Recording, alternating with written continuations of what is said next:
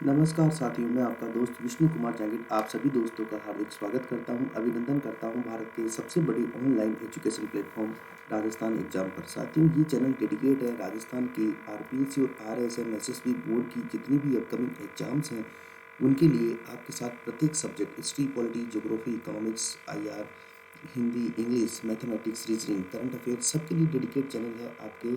और इसी कड़ी में मैं आरपीएससी और आरएसएम एसएसबी बोर्ड के लिए विष्णु कुमार जानी आपके साथ हूँ, राजस्थान ज्योग्राफी के लिए, इंडियन ज्योग्राफी के लिए और वर्ल्ड ज्योग्राफी के लिए। साथियों, इन तीनों ज्योग्राफी की बात मैं आपसे लगातार चर्चा करूँगा। इसी क्रम में हम आगे बढ़ते हैं। साथियों, अनअकैडमी के प्लस कोर्सेज लेने के बहुत सारे फ़ायदे हैं। क्या फ़ायदे हैं? जितने भी एजुकेटर हैं उनके द्वारा जो लाइव स्ट्रक्चर्ड क्लासेज है, कोर्सेज है, वो आपको मिलता है।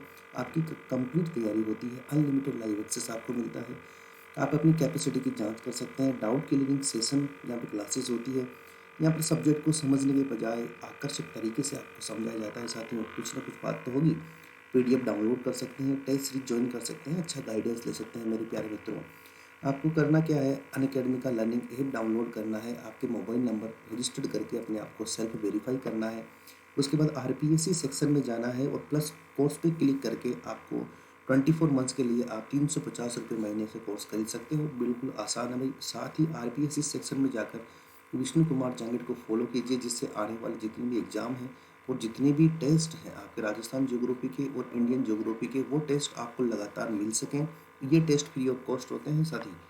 ठीक है, अगर आप विष्णु वन रेफरल कोड का यूज करेंगे तो आपको 10% एक्स्ट्रा डिस्काउंट मिलेगा मेरे प्यारे साथी, इसके अंदर कोई डाउट नहीं है। इसी क्रम में आगे बढ़ते हैं साथियों। मोटिवेशन थॉट ये है कि सक्सेस सभी लोगों को मिल सकती है, लेकिन इन सभी लोगों में से केवल वही लोग शामिल होंगे जो बहुत ज़्यादा मेहनत करते हैं। जो बहुत ज़्यादा मेहनती होते हैं उन्हीं लोगों को जो है, जो सक्सेस होती है उनके आके गले लग जाती है, उनके आके पैरों में गिर जाती है, उनकी कदम चूमती है साथियों। इसके अलावा कोई भी विशेष बात नहीं होती है। ठीक है ना? पास होने में और फेल होने में फ़र्क इतना होता है, कुछ व्यक्ति होते हैं, कुछ दोस्त होते हैं जो केवल पास होने के लिए पढ़ते हैं, कुछ होते हैं जो फेल होने के लिए पढ़ते हैं साथियों। तो आप देखिए कि आपका कैटेगरी कौन सा है साथी। ठीक है ना? पास होना, राजस्थान टॉप करना बड़ी बात नहीं है। चाहिए एक प्रॉपर रणनीति और एक विचारधारा जिसको आप फॉलो करते हुए कंटिन्यू आगे बढ़े और बेहतर तरीके से आप क्या करवाएं, आपका जो है लक्ष्य हासिल कर पाएँ। साथियों, आप जैसे पिक्स में अंदर देख पा रहे हैं, ये राजस्थान के इंडस्ट्री के बारे में हम चर्चा कर रहे हैं। इंडस्ट्री नहीं होती तो इसका मतलब है कुछ नहीं होता साथियों। आज के राजस्थान जो आपकी प्रत्येक स्टेट होता है एस जी डी पी, तो उसकी क्या होती है? जी डी पी होती है। ठीक है ना? वो स्टेट जी डी पी होती है। ठीक है ना? जी डी पी का मतलब है एक वर्ष के अंदर जितनी भी वस्तुओं और सेवाओं का उत्पादन किया जाता है उनका जो मूल्य होता है वो आपकी जी डी पी कहलाता है। इस जीडीपी के अंदर जो है उद्योग और धंधे, यानी जो आपका 3 सेक्टर होते हैं। एक आपका एग्रीकल्चर यानी कृषि क्षेत्र होता है, एक आपका उद्योग यानी इंडस्ट्री वाला क्षेत्र होता है, एक आपका कृषि यानी एग्रीकल्चर वाला क्षेत्र होता है प्यारे साथी। यानी यूँ कह सकते हो कि आप किसी भी अर्थव्यवस्था के ये 3 बेटे होते हैं। ठीक है ना? एक कृषि, एक उद्योग और एक आपके कृषि उद्योग, और दूसरा होती है सेवा क्षेत्र, तो तीसरा होता है सेवा सेक्टर, सर्विस सेक्टर। सेवा सेक्टर क्या है? जैसे आप कहाँ बैठे हो, मैं आप कहाँ बैठा हूँ, मैंने आपको आपको टीचिंग करवा रहा हूँ, तो मैं क्या करवा रहा हूँ? जैसे सर्विस दे रहा हूँ। हम डॉक्टर के पास जाते हैं, वकील के पास जाते हैं, टीचर के पास जाते हैं। ठीक है ना? तो वो क्या है? किसी भी कंसल्टेंट कंपनी के पास जाते हैं तो वो क्या सर्विस दे रही है। तो ये 3 बेटे हैं किसी भी अर्थव्यवस्था के। अगर ये जितना रुपए कमाते हैं ना, उसके अंदर ये देखते हैं कि ये 1 रुपया कमा रहे हैं तो किसका हिस्सा कितना परसेंट है मेरे पहले साथी। ठीक है ना? तो इसी तरह हम उद्योग की बात कर रहे हैं, यानी उद्योग का महत्व उतना ही हुआ जितना हमारे शरीर में हमारे हार्ट का महत्व है मेरे प्यारे साथियों। आगे बढ़ते हैं। हमने उस दिन देखा था राजस्थान की प्रमुख इंडस्ट्रियल पॉलिसीज देखी थी। नंबर 1 पॉलिसी 1978 में डिक्लेयर की गई थी, 1991 में सेकंड पॉलिसी, 1994 में थर्ड पॉलिसी, 1998 में फोर्थ पॉलिसी डिक्लेयर की गई थी। मैंने आपको बताया था, ऑलरेडी टोल्ड यू, कि 2010 में यानी 2010 में राजस्थान की लेटेस्ट जो है आपकी इंडस्ट्री पॉलिसीज आई है। सबसे जो फर्स्ट पॉलिसी उसने खादी, ग्राम उद्योग, हस्तकरघा और हस्तशिल्प के ऊपर फोकस किया। नंबर 2 आपके एग्रीकल्चर, माइनिंग, खनन, एम्प्लॉयमेंट और इंडस्ट्रियलाइजेशन यानी रोजगार और औद्योगिकरण के ऊपर जोर दिया। नंबर 3 जो 1994 में आई थी, उसने औद्योगिक विकास और प्राइवेट सेक्टर की सबसे पहले बात करी। ये प्रश्न आ सकता है एग्जाम में कि सबसे पहले कौन सी इंडस्ट्री पॉलिसी के अंदर आपके जो है प्राइवेट सेक्टर की बात की गई थी साथियों। तो ये कब की गई थी? आपके 1994 में। 1998 की बात करें तो विनियोग की दृष्टि से राज्य को सर्वोच्च बनाना, सर आप समझे नहीं होंगे आप। विनियोग का मतलब होता है इन्वेस्टमेंट, यानी जितना ज़्यादा इन्वेस्टमेंट होगा उसी के आधार पर राज्य जो है बेस्ट बनता जाएगा। तो हम ये सभी प्रकार की पॉलिसीज़ अपनाएं जिससे इन्वेस्टर राजस्थान के अंदर ज़्यादा आकर्षित हो और राजस्थान के अंदर ज़्यादा इन्वेस्ट करें। हम प्रमुख इंस्टीट्यूशन की बात कर रहे थे तो सबसे पहले देखा था रीको। तो साथियों रीको का पहला प्रश्न ये बनता है, ग्रो विथ राजस्थान, यानी राजस्थान के साथ बढ़िए, ये किस संस्था की टैग लाइन है? तो साथियों ये RIICO की टैग लाइन है। RIICO का मतलब क्या होता है? देखो RIICO, देखिए Rajasthan state industrial development and investment corporation, यानी इस आर का राजस्थान स्टेट, इस आई का इंडस्ट्रियल डेवलपमेंट और इस आई का इन्वेस्टमेंट और सीओ का कॉरपोरेशन। साथियों ये मतलब है मार्च 1969 के अंदर Rajasthan industrial and mining development corporation की स्थापना की गई थी 1969 में, और इसी को तोड़कर आपके जनवरी 1980 के अंदर आपकी एक संस्था की स्थापना की गई जिसकी टैगलाइन रखी, ग्रो विथ राजस्थान, और उसे बोलते हैं रीको। साथ ही इसका उद्देश्य क्या है? औद्योगिक क्षेत्र को विकसित करना, वित्तीय सहायता देना, तकनीकी सहायता देना और मर्चेंट बैंकर के रूप में कार्य करना। सेकंड हमने स्टडी किया था RFC, राजस्थान फाइनेंस कॉरपोरेशन। क्या टैगलाइन है इसका? मेरे प्यारे मित्रों, जैसे ग्रो विथ राजस्थान रीको का टैगलाइन है, वैसे एंटरप्रेन्योर फर्स्ट ये राजस्थान फाइनेंस कॉरपोरेशन का टैगलाइन है। एंटरप्रेन्योर फर्स्ट का मतलब है पहले वो आए जो बिल्कुल लेटेस्ट हैं, ठीक है ना। तो देखिए जून 1955 अति लघु व मध्यम इकाइयों को मध्यम और दीर्घ ऋण देता है। साथियों किससे देता है? लघु यानी सेमी स्मॉल इंडस्ट्री और मीडियम इंडस्ट्री को लोन देता है। लोन भी किस प्रकार का? मीडियम और लॉन्ग टर्म लोन, यानी लोन तीन प्रकार के होते हैं। एक को आप बोलते हो शॉर्ट टर्म लोन बोलते हो, नंबर 2 को आप बोलते हो मीडियम टर्म लोन बोलते हो, और नंबर 3 को आप बोलते हो लॉन्ग टर्म लोन बोलते हो। तो जो शॉर्ट टर्म होता है वो बिलो 1 ईयर, 1 वर्ष से भी कम के लिए होता है। मीडियम जो होता है 1 to 5 ईयर्स के लिए होता है। जो लॉन्ग टर्म होता है वो +5 ईयर्स के लिए होता है। तो ये कैसा लोन देती है? यानी मध्यम और दीर्घकालीन ऋण देती है। साथियों पिछली बार पटवारी में पूछा था कि इसकी ऋण देने की कैपेसिटी क्या है? तो साथियों 2000 रुपीज़, यानी एक नोट, यानी 2000 के एक नोट से लेकर ये 20 करोड़ रुपए तक का लोन देती है। ये सबसे बड़ी बात है और इसको एग्जाम में पूछा गया है, ये सबसे इम्पोर्टेंट है भाई साथी। अगला पॉइंट हम बात करते हैं, तीव्र औद्योगिक विकास में सहायता करना, अभियोजन का कार्य करना, ऋणों की गारंटी देना और उपकरण के ऊपर रीफाइनेंस करना। ये इसका इम्पोर्टेंट बात है और इसके एग्जाम पॉइंट ऑफ व्यू से जो है कुछ बातें और इसको RFC के बारे में ध्यान रखनी है। साथियों एक योजना है जिसका नाम है शिल्प बाड़ी योजना। कौन सी योजना है? शिल्प बाड़ी योजना। ये जितने भी आपके हस्तशिल्प के कलाकार हैं, जो मूर्तियां बनाने वाले कलाकार हैं, इनकी उत्थान के लिए 1987 के अंदर एक शिल्प बाड़ी योजना चलाई गई थी साथियों। दूसरी एक योजना है जिसका नाम है इसका टेक्नोक्रेट योजना। टेक्नोक्रेट योजना का मतलब क्या है? साथ ही आप एक युवा हैं और युवा के पास में आइडिया ज़्यादा होते हैं, ठीक है ना, लेकिन उसके पास में इन्वेस्ट करने के लिए पैसे नहीं है। अगर युवा का आइडिया हो, आइडिया बढ़िया हो, तो उसको 20 लाख रुपए तक का लोन देती है। कितने लाख रुपए तक का? 20 लाख रुपए तक का क्या देती है? लोन देती है भाई साथी, ठीक है ना, जिससे वो अपना क्या कर सके? अपना इंडस्ट्री चला सके, अपना बिजनेस चला सके मेरे प्यारे मित्र। उसके बाद हम आगे देखें कि ये क्या करती है। इसके 3-4 योजनाओं के बारे में कई बार पूछा जाता है कि भाई सिल्वर कार्ड योजना का संबंध किससे है। ऐसे ही अगर आपसे पूछे कि गोल्ड कार्ड योजना का संबंध किससे है, ऐसे ही अगर आपसे पूछे कि प्लेटिनम कार्ड योजना का संबंध किससे है, ठीक है साथी। तो साथी प्लेटिनम कार्ड योजना का संबंध किससे है? तो साथी इन तीनों का संबंध आपके किससे है? राजस्थान फाइनेंस कॉरपोरेशन से है। सिल्वर कार्ड उसे मिलता है साथियों जिसने लोन लिया है, उस लोन का 50% चुका दिया है। लोन लिया है और लोन का 50% वापस चुका दिया है, तो वापस वो क्या ले सकता है? लोन ले सकता है। इस प्रकार की योजना आपकी सिल्वर कार्ड योजना है। गोल्ड कार्ड योजना में जब बिल्कुल ऋण कंप्लीट हो जाता है तो उसको 30 लाख रुपए तक का अलग से लोन मिल सकता है। यह आपके गोल्ड कार्ड योजना है।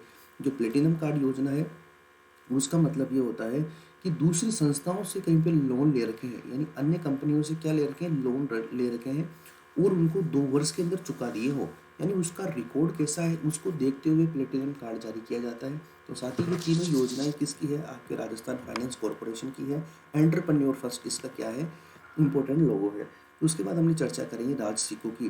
राजसिको का मतलब क्या है? राजस्थान, यानी देखो RAJ का मतलब राजस्थान, S का मतलब सेमी इंडस्ट्री कॉरपोरेशन, यानी राजस्थान लघु उद्योग कॉरपोरेशन, ये इसका फुल फॉर्म है। 1961 इसका डेट है आपके 3 जून 1961 को इसकी स्थापना की गई थी राजसिको की। इसके अंतर्गत लघु उद्योग निगम, ठीक है ना, देखो ये क्या करती है, लघु उद्योगों को और हस्तशिल्प इकाइयों को वित्तीय सहायता देती है, कच्चा माल रॉ मटेरियल देती है, क्रेडिट देती है, टेक्नोलॉजी की भी हेल्प देती है, ट्राइबल्स को ट्रेनिंग देती है, ठीक है ना। इसके अलावा गलीचा प्रशिक्षण केंद्र, गलीचा तो आप समझते होंगे, गलीचा जो आपके लॉबी के अंदर बिछा होता है, मोटे दरी नुमा होता है, उसके ऊपर कुछ डिजाइनिंग की होती है, बहुत अच्छा लगता है, उसे आप गलीचा बोलते हैं, ठीक है ना। तो उसके ट्रेनिंग इंस्टीट्यूट भी इसने खोल रखे हैं, राजस्थली नाम से इसने शोरूम खोल रखे हैं, आपके एमआई रोड जयपुर पे है, क्योंकि ये मार्केटिंग यानी विपणन का कार्य करती है। किसका कार्य करती है, मार्केटिंग का यानी विपणन का कार्य करती है, इसलिए ये शोरूम खोले जा रहे हैं भाई, ठीक है। तो राजस्थली के नाम से शोरूम है, एक आपके एमआई रोड पे है, एमआई रोड कहाँ पर है, मिर्जा इस्माइल रोड, ये आपके जयपुर में है मेरे प्यारे साथी, एक आपके उदयपुर में है भैया, ठीक है ना। इसी क्रम में एक आपके दिल्ली में है और एक आपके जो है कलकत्ता में है, कोलकाता में है, ठीक है। तो यानी उदयपुर, जयपुर, दिल्ली और कलकत्ता, ये 4 जगह पे आपके राजसिको के शोरूम है। साथियों हस्तशिल्प और पर्यटन कॉम्प्लेक्स जयपुर में खोला हुआ है। इसके अलावा ये जो संस्था है मेरे प्यारे मित्र, कौन सी संस्था, आपके राजसिको, इसने क्या कर रखा है, आपके फड़ चित्रण के लिए, फड़ चित्रण तो आप जानते हो, आपके राजस्थान के आर्ट और कल्चर के अंदर आप पढ़ते हो, तो फड़ चित्रण के लिए शाहपुरा भीलवाड़ा में, कहाँ पर, शाहपुरा भीलवाड़ा के अंदर एक ट्रेनिंग सेंटर खोल रखा है, फड़ चित्रण के लिए शाहपुरा भीलवाड़ा के अंदर एक ट्रेनिंग सेंटर खोल रखा है। इसी तरह बूंदी चित्रकला के लिए, बूंदी चित्रकला के लिए यानी बूंदी जो चित्रकला है उसका विकास करने के लिए, उसका उत्थान करने के लिए कोटा के अंदर एक आपकी क्या खोल रखा है, ट्रेनिंग इंस्टीट्यूट खोल रखा है। इसी तरह से आप आगे चलो मारवाड़ चित्रकला शैली के लिए, मारवाड़ चित्रकला जो शैली है आपकी, साथ ही इस शैली के लिए इसने जो है जोधपुर में एक क्या खोल रखा है, एक इंस्टीट्यूट खोल रखा है ट्रेनिंग देने के लिए। साथ ही जो ऊँट की खाल के ऊपर नक्काशी की जाती है, ऊँट की खाल के ऊपर क्या की जाती है, नक्काशी की जाती है, उस नक्काशी के लिए इन्होंने एक ट्रेनिंग सेंटर खोल रखा है, और वो ट्रेनिंग सेंटर कहाँ पर खोल रखा है, बीकानेर में खोल रखा है भैया, कहाँ पर खोल रखा है, बीकानेर में। साथ ही इसीलिए ऐसे ही आपकी जो राजसिको है, वो राजसिको बहुत इंपॉर्टेंट रोल प्ले करती है आपकी स्मॉल इंडस्ट्री के उत्थान में। क्या इंपॉर्टेंट रोल प्ले करती है, जो आपकी राजसिको है, ये राजसिको ने क्या खोल रखी है, इसकी एक तो है आपके air cargo, air cargo complex, air cargo complex. ये एयर कार्गो कॉम्प्लेक्स क्या है, कॉम्प्लेक्स क्या है, देखो एयर कार्गो का मतलब क्या है, यानी जो भी आपके वायु सेवा परिवहन है उसके माध्यम से सामान को निर्यात करना, ठीक है ना, को कच्चा माल मंगाना, इसे एयर कार्गो कॉम्प्लेक्स कहते हैं। ये आपके कहाँ पर है, राजसिको के द्वारा ये एयर कार्गो आपके एयर कार्गो कॉम्प्लेक्स आपके सांगानेर जयपुर में ओपन किया गया है। साथ ही राजसिको ने आपकी जो है इनलैंड कंटेनर डिपो बनाए हैं, क्या बनाए हैं, inland container depot, container depot. ये इनलैंड कंटेनर डिपो क्या है मेरे प्यारे साथियों, देखो आप यहाँ मैप में समझ सकते हो इसको, आपके जो है आपके ये एक जोधपुर वाला इलाका है, कौन सा इलाका है, जोधपुर। इस जोधपुर की एक जगह है जिसका नाम है बासनी, क्या नाम है, बासनी। और बासनी कहाँ पर है मेरे प्यारे साथी, ये आपके जोधपुर में है भैया, ठीक है। तो यहाँ पर एक इनलैंड कंटेनर डिपो खुला है। उसके बाद में आप चलो यहाँ पे थोड़ा सा पूर्व की तरफ आओ, यहाँ पर एक शहर है और इस शहर का नाम है आपके भीलवाड़ा, क्या नाम है, भीलवाड़ा। और इस भीलवाड़ा के अंदर जो है आपके दूसरा क्या खुला है, इनलैंड कंटेनर डिपो खुला है। उसके बाद में आप चलो थोड़ा सा ऊपर की तरफ, तो आपके यहाँ पर आएगा जयपुर शहर। तो ये जो जयपुर है यहाँ पर आपके तीसरा क्या है, इनलैंड कंटेनर डिपो खुला हुआ है। उसके बाद में आप चलो यहाँ पे जिसका नाम है भिवाड़ी, और भिवाड़ी कहाँ पर है, अलवर में है मेरे प्यारे साथी, भिवाड़ी कहाँ पर है, अलवर में है। ये जो भिवाड़ी है यहाँ पर भी, ये कहाँ पर है, अलवर में है। तो यहाँ पर भी क्या खुला है, आपके इनलैंड कंटेनर डिपो खुला है। यानी 4 इनलैंड कंटेनर डिपो हैं जो कि राजसिको ने खोले हैं। ये एग्जाम पॉइंट ऑफ व्यू से बहुत ज़्यादा महत्वपूर्ण है। और इतना करने के बाद आपके राजसिको क्या होता है, कंप्लीट होता है। उसके बाद देखते हैं रूडा। रूडा का मतलब क्या है, ग्रामीण गैर कृषि विकास। साथ ही 2 बातें ध्यान रखनी। नंबर 1 बात, ये शहरी क्षेत्र के लिए काम नहीं करता है। किस क्षेत्र के लिए काम नहीं करता है, शहरी क्षेत्र के लिए काम नहीं करता है। तो कौन से क्षेत्र के लिए काम करता है, ग्रामीण क्षेत्र के लिए। दूसरा, ये कृषि कार्य के लिए काम नहीं करता है, यानी ये संस्था कृषि कार्य के उत्थान के लिए काम नहीं करती है। यानी कौन सा काम करती है, गैर कृषि विकास। यानी कौन सा काम करती है, गैर कृषि विकास। अब आप बोलोगे कृषि से इतर, यानी अदर वर्क, अदर एक्टिविटीज, ठीक है ना। कृषि के अलावा कौन कौन सी एक्टिविटी हो सकती है, ऊन का काम हो सकता है, कपड़े का काम हो सकता है, चमड़े का काम हो सकता है, पत्थर का काम हो सकता है, सिरेमिक का काम हो सकता है, ब्लू पॉटरी का काम हो सकता है, ब्लैक पॉटरी का काम हो सकता है, पोकरन पॉटरी का काम हो सकता है, आपके कागजी पॉटरी का काम हो सकता है, हस्तशिल्प का काम हो सकता है, हस्तकरघा का काम हो सकता है, खादी का काम हो सकता है, ग्राम उद्योग का काम हो सकता है। ठीक है ना? यानी कृषि के काम को छोड़कर जितने भी काम हैं ग्रामीण क्षेत्र में, उनको डेवलपमेंट करने के लिए एक संस्था की स्थापना की गई, जिसका नाम क्या है आपके रूडा। रूडा का फुल फॉर्म क्या है? राजस्थान गैर कृषि विकास अधिकरण। और इस संस्था की स्थापना नवंबर 1995 यानी 1995 में की गई। इसका मुख्य उद्देश्य क्या है कि कृषि क्षेत्र के अलावा अधिक से अधिक रोजगार उपलब्ध करवाना और आजीविका के साधनों का विकास करना, ये इसका प्रमुख उद्देश्य है। ये कौन कौन से क्षेत्र में काम करती है? देखो, नंबर 1 ऊन के लिए काम करती है, नंबर 2 कपड़े के लिए काम करती है, नंबर 3 चमड़े के लिए काम करती है, नंबर 4 पत्थरों के व्यवसाय के लिए काम करती है, नंबर 5 पोल्ट्री के लिए काम करती है, नंबर 6 हैंडीक्राफ्ट हस्तशिल्प के लिए काम करती है, नंबर 7 हथकरघा के लिए काम करती है, नंबर 8 खादी और ग्राम उद्योग के लिए काम करती है भाई। ठीक है ना? इसके अलावा रूडा ने क्या है, कुछ इंपॉर्टेंट इंस्टीट्यूशन खोल रखे हैं। तो देखो, एक इंस्टीट्यूट का नाम है आपके ताल छापर। साथियों, बड़ा महत्वपूर्ण है। ठीक है ना? अगर बिना पढ़े ये प्रश्न आपके सामने आ गया तो आप वहाँ नहीं पहुँच पाएंगे, इसलिए मैं आपको बता रहा हूँ। ताल छापर हस्तशिल्प, हस्तशिल्प के लिए एक क्या है, ट्रेनिंग सेंटर, ये आपके एक उत्पादन यानी प्रोडक्शन सेंटर, उत्पादन परियोजना चल रही है। कहाँ पर चल रही है? ये आपके चूरू में चल रही है। आपको पता है सुजानगढ़ में ताल छापर है। ठीक है ना? और ये किसकी देखरेख में चल रही है, ये ज़्यादा महत्वपूर्ण है। साथियों, एक डिज़ाइनर है, एक डिज़ाइनर है जो बहुत फेमस है, और उनका नाम है श्री बी रसेल। क्या नाम है? श्रीमती बी रसेल। ये जो है एक डिज़ाइनर है, और इन डिज़ाइनर की देखरेख में आपके ताल छापर में हस्तशिल्प उत्पादन की परियोजना चल रही है भैया। ठीक है ना? इसी क्रम में आप देखो, जो ये आपके रूडा है, ये रूडा जो है ना, बगरू के अंदर, आपके कहाँ पर, बगरू के अंदर जो हैंड ब्लॉक प्रिंटिंग है। कौन सी प्रिंटिंग? Hand block printing. साथियों, जयपुर में 2 प्रिंटिंग के क्षेत्र प्रसिद्ध हैं। एक आपके जो है बगरू में है, ये प्राकृतिक रंगों के लिए फेमस है। एक आपके सांगानेर प्रिंटिंग फेमस है। एक आपके आकोला चित्तौड़गढ़ की फेमस प्रिंटिंग है। ठीक है ना? और कपड़े पे प्रिंटिंग के लिए आपके बाड़मेर अजरक प्रिंट जो है वो बहुत फेमस है। ठीक है ना? ये छोटे छोटे उद्योग हैं, इनके बारे में ध्यान रखना है आपको। कई बार पूछा था, कई बार पूछता है कि प्राकृतिक रंगों के लिए कौन सी प्रिंटिंग फेमस है? बगरू। बगरू प्रिंटिंग प्राकृतिक रंगों, नेचुरल कलर्स के लिए फेमस है। और साथियों, बगरू प्रिंटिंग को जीआई टैग, जियोग्राफिकल इंडेक्स भी दे रखा है। मैं भी आपको बताऊंगा जीआई टैग क्या होता है। तो ये जो बगरू हैंड ब्लॉक जो है, इसके लिए जो है क्लस्टर क्लस्टर विकास परियोजना चलाई जा रही है। क्लस्टर विकास परियोजना चलाई जा रही है आपके बगरू प्रिंटिंग के लिए। ठीक है ना? ये किसके द्वारा चलाई जा रही है? रूडा के द्वारा चलाई जा रही है।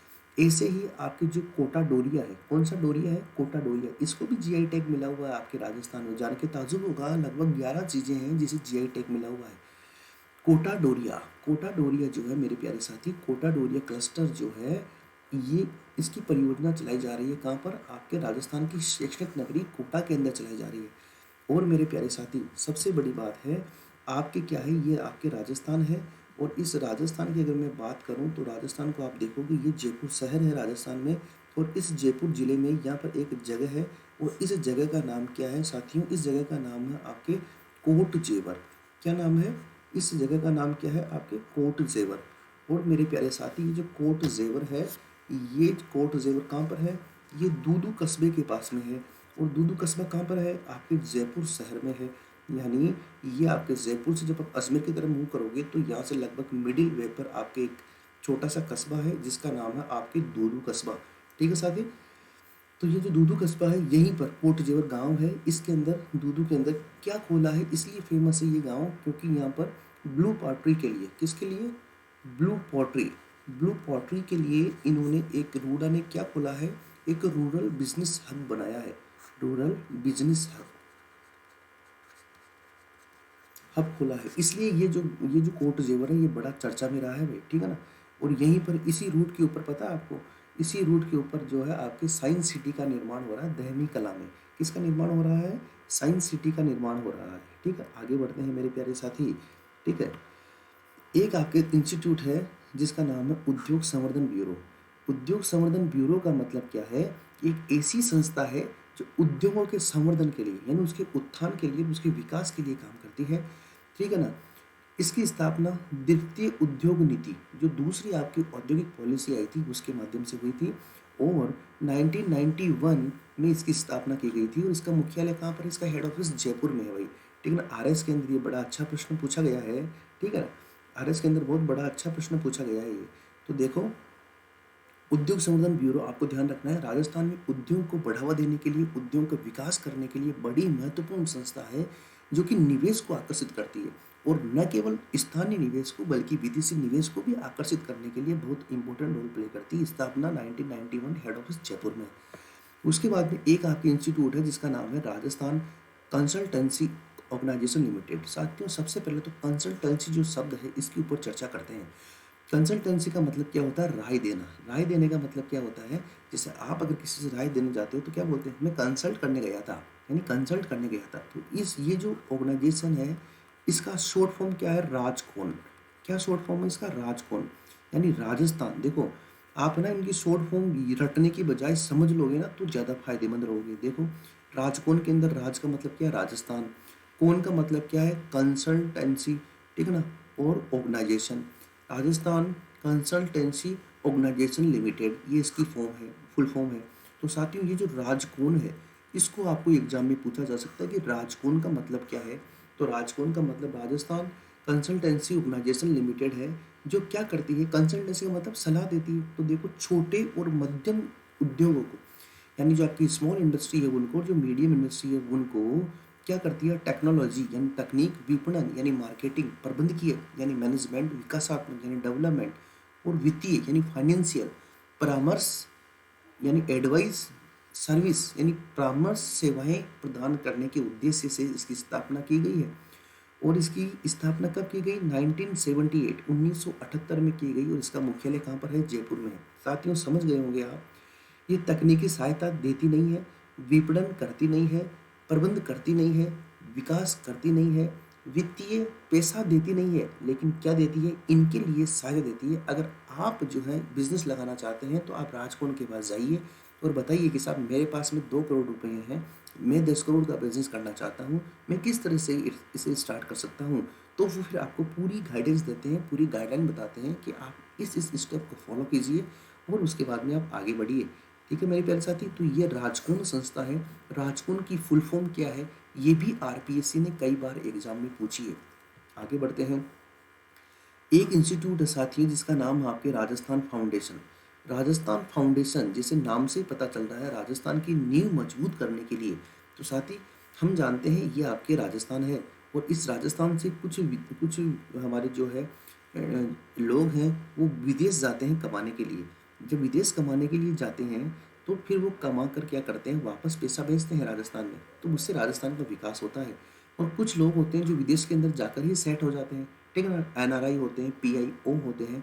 ठीक है। तो देखो, राजस्थान फाउंडेशन की बात करें तो प्रवासी राजस्थानियों, यानी हमारे राजस्थान के जो भाई हैं जो प्रवासी हो गए हैं, जो विदेश में रहते हैं, ऑस्ट्रेलिया में रहते हैं, आपके अफ्रीका कॉन्टिनेंट में गए हैं, या फिर नॉर्दर्न अमेरिका कॉन्टिनेंट में गए हैं, ब्राज़ील में सेट हो गए हैं, यूरोपियन कंट्रीज़ में हैं। तो वो क्या करते हैं? उनकी प्रदेश के विकास में, यानी जो राजस्थान का डेवलपमेंट में है उसमें भागीदारी, यानी उनकी पार्टनरशिप बढ़ाने के लिए इसकी स्थापना आपके 30 मार्च 2001, यानी 30 मार्च 2001 को कहाँ पर की गई थी? जयपुर में की गई थी। इसका मूल उद्देश्य क्या है? जो प्रवासी राजस्थानी हैं उनका क्या करना? उनका सम्मान करना।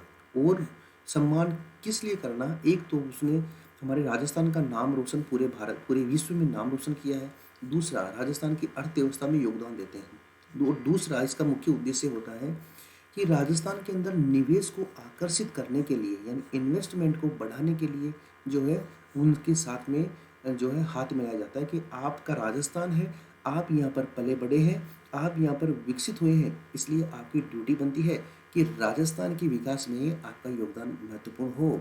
ठीक है। इसीलिए फिर उनका सम्मान किया जाता है और वो राजस्थान के विकास के अंदर क्या करते हैं? सहयोगी और भागीदार बनते हैं भाई। ठीक है। तो ये थे आपके राजस्थान फाउंडेशन। अब हम बात करते हैं भाई राजस्थान खादी और ग्राम उद्योग बोर्ड की, यानी Rajasthan khadi village industry board. ठीक ना। ग्राम उद्योग का मतलब विलेज इंडस्ट्री बोर्ड। साथ ही ग्रामीण अर्थव्यवस्था को मजबूत करने के लिए खादी जो है, अभी कल ही न्यूज़ में आया था कि प्रधानमंत्री मोदी जी के कहने पर जो खादी है इसकी बिक्री बहुत ज़्यादा बढ़ गई है। ठीक है ना। यानी ग्रामीण अर्थव्यवस्था को मजबूत आधार प्रदान करने के लिए और ग्रामीण लोगों को एम्प्लॉयमेंट रोजगार उपलब्ध करवाने के लिए अप्रैल 1955 यानी अप्रैल 1955 में इस संस्था की स्थापना की गई थी।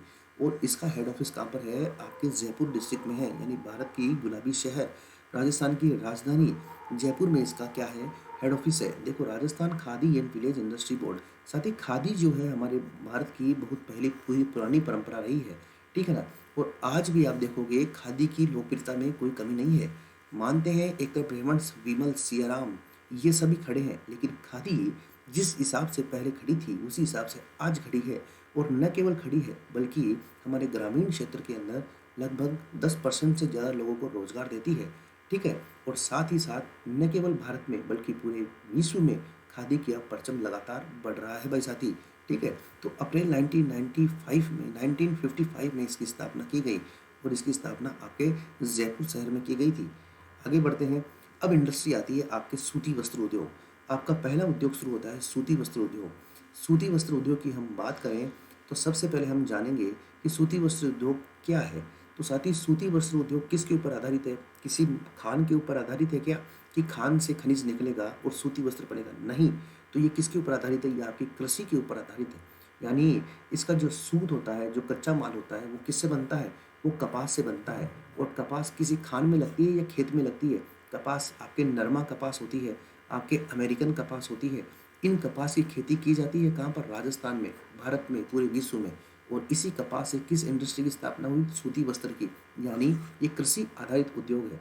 नंबर एक बात। नंबर दो, ये नवीन उद्योग है क्या? नवीन उद्योग का मतलब जैसे सोलर एनर्जी का टेक्नोलॉजी अभी डेवलप हुआ है, वैसे ही क्या सूती वस्त्र कॉटन इंडस्ट्री का टेक्नोलॉजी अभी डेवलप हुआ है? नहीं। तो ये पहले हो गया था, इसलिए ये ट्रेडिशनल इंडस्ट्री है, यानी ये परंपरागत उद्योग है। तीसरी बात देखो, प्रथम सूती वस्त्र मिल, यानी राजस्थान की अगर हम बात करें तो राजस्थान में पहली सूती वस्त्र मिल का नाम दी कृष्णा मिल्स लिमिटेड। ये पहला प्रश्न बनता है आपके, दी कृष्णा मिल्स लिमिटेड, जिसकी स्थापना 1889 में ब्यावर में की गई थी। और ब्यावर कहाँ पर है? आपके राजस्थान के हृदय और भारत के मक्का मदीना अजमेर में है ब्यावर, जो कि सम्राट पृथ्वीराज चौहान की तृतीय की एक सूर्य गाथा का प्रतीक है आपके अजमेर। तो यहीं पर ब्यावर में इसकी स्थापना की गई थी। और इसकी स्थापना किसने करी थी? आप जैसा एक सेठ था जिसका नाम था सेठ दामोदर दास। क्या नाम था? सेठ दामोदर दास। इसने इसकी स्थापना करी थी। इसके साथ ही इसके आगे जो है, इसके आगे की चर्चा जो है हम कल करेंगे। और आज के लिए इतना ही काफ़ी है, ठीक है। तो आज मैंने आपको जो इंस्टीट्यूशन है उनकी 2 बार रिपीटेशन के साथ में चर्चा करी है, साथ ही आपको कुछ स्पेशल बातें और बताई है। साथियों, इसी क्रम में हम लगातार आगे बढ़ते रहेंगे। आज के लिए इतना ही। आप सभी का धन्यवाद। Thank you for watching. जल्दी ही मिलते हैं। जय हिंद, जय भारत। Take care.